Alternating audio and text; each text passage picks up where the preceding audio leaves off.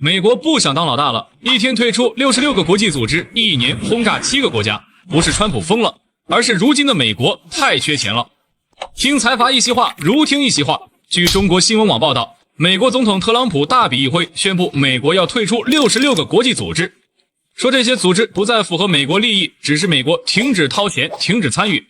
这里面既包括35个非联合国组织，也包括31个联合国下属的机构，五花八门。从大家稍微耳熟的气候公约到非常冷门的国际热带木材组织、国际棉花咨询委员会都在这份清退名单上。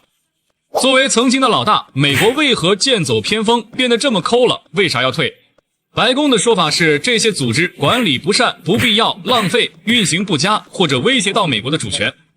翻译成大白话就是，我觉得这些群没啥用，还老让我花钱，我不玩了。说白了，此刻的美国正急于把手里攥了几十年的霸权赶紧变成看得见摸得着的真金白银。自打特朗普上任以来，就开始退出世界卫生组织，退出巴黎协定。按照特朗普的原则来说，就是美国优先，任何国际组织只要被认为花钱多、效率低，或者推进的议程和美国想的不一样，就可能被踢出群聊。再看看美国刚提交的2026财年预算案，里面最扎眼的有2点，一是军费蹭蹭往上涨，国防支出要增加 13%， 总额达到吓人的 1.01万亿美元，国土安全部的预算更是要暴涨近 65%。 二是其他地方就得勒紧裤腰带，非国防支出被大幅削减1630亿美元，要降到2017年以来的最低水平。教育、环保、科研这些项目的钱都被砍了不少，这叫什么？这叫钢要用在刀刃上。在美国政府眼里，什么是刀刃？是航母、战机、导弹，是边境墙和移民管控，是维持碾压所有人的军事霸权和对国内选民的交代。那刀背呢？刀背就是给国际组织交的会费。当钱袋子紧了，优先级自然就出来了。退出国际组织，每年能省下几十亿甚至上百亿美元，这笔钱转手就能投到军费和国内项目上，这在特朗普政府看来是一笔再划算不过的买卖。更有意思的是，这份预算案提交的时间点2026年，美国要迎来中期选举。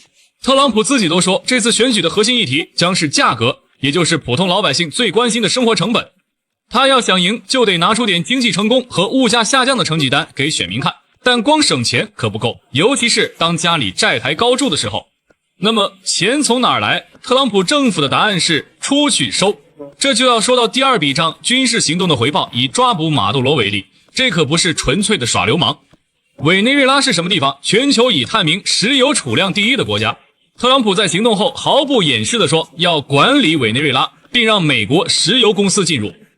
这意图简直写在脸上，用一次军事行动强行打开一个世界级大油田的门锁。如果把未来的石油收益折现，这次行动的潜在回报可能是天文数字。同样，其他几百次空袭也不全是正义执行，他们是在向全世界，尤其是那些不听话或位于战略要地、资源丰富的国家传递一个信号：我的拳头最硬，规矩我来定，想平安无事，要么听话，要么交保护费。不久前，特朗普刚公布的新版国家安全战略报告说得再明白不过。报告的核心思想就一句话：美国不当世界老大了，至少不当那种自己贴钱、全球买单的老大了。用专家的话说，这叫新孤立主义。为啥？因为他们觉得亏大了。在特朗普和他的核心团队眼里，二战后的国际秩序就是个糟糕的交易。美国承担了最多的责任，比如北约的防务，提供了最多的公共产品，结果却被盟友占了便宜，让对手钻了空子。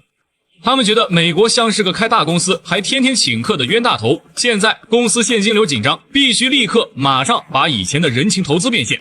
以前大哥带小弟玩讲的是江湖义气，现在大哥手头紧，直接告诉小弟，以后的安保费得涨价，基地得多开放，贸易上也得让我多占点便宜。日本、韩国、北约国家都将面临这种压力。特朗普政府的目标很清晰，让盟友支付更多保护费来支撑美国对关键地区的掌控。为什么这么急？因为美国的家底，或者说那种独步天下的相对优势，正在以肉眼可见的速度发生变化。以前美国搞霸权玩的是长线投资，我出钱出力维护全球秩序，你们用我这个体系，顺便接受我的价值观和美元。虽然投入大，但回报是长远的领导地位和铸币税等隐形收益。但现在这套模式玩不下去了。一方面，国内经济空心化、债务爆表、社会撕裂，让美国政府手头拮据，选民也没耐心等长远回报。他们要立刻的就业和财富。另一方面，中国等新兴力量的崛起，让美国觉得自己的股份被稀释了，再当首席合伙人成本太高。那么问题来了，这场退群大戏最后谁赚了谁亏了？短期看，美国好像省下了一笔会费，数字可能不小，但从长远看，它丢掉的是在全球重大问题上的话语权和规则制定权。当美国自己选择缺席气候、卫生、文化等全球议题的讨论时，未来的游戏规则就只能由留在群里的其他国家来定了。比如未来数万亿美元的绿色经济投资往哪个方向走，美国可能就插不上嘴了。这种行为也在不断消耗美国的国际信誉。